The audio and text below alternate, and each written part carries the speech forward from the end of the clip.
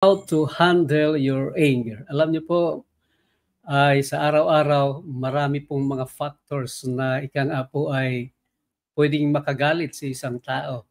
Nandiyan po yung sa kalsada, kung ikaw man ay nagda-drive o kung ikaw man ay nagwo-work sa iyong mga tinatrabahuan, merong mga panahon diyan na magagalit ka.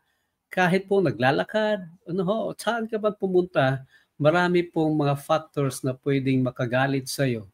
Pero ang galit na ito kapagka hindi natin kayang i-handle ay pwede mong ikapapahamak natin, ano ho.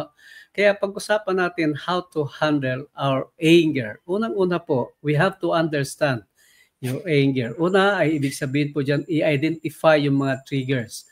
Pansinin niyo po ano ho, kung ano po yung mga sitwasyon o anong klase ng mga tao o mga pag-iisip ang nakakagalit sa iyo. Kailangan po kasing ma-identify mo 'yon, ano ho. Pangalawa, recognize physical and emotional cues.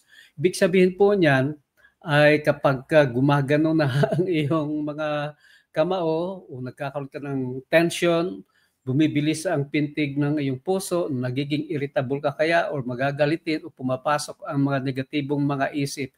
No, isipin mo no, na yan ay physical, ay emotional cues na ikaw po ay ang isang tao, ikaw o ang isang tao ay nagagalit na. And then distinguish between justified and impulsive anger. Ano ibig sabihin yan? Now, anger can be a signal of injustice or boundary violation. Ano? So maaaring nagagalit ka kasi pakiramdam mo naaapakan ka o yung boundary sumusubra na, lumalagpas na yung biro o sinasabi ng ibang tao. Ano?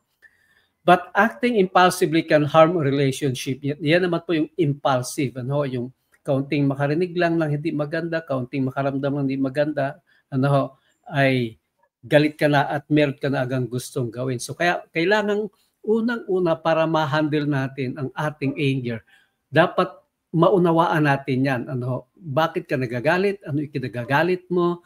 At yung anong nagiging reaction mo kapag ikaw ay nagagalit.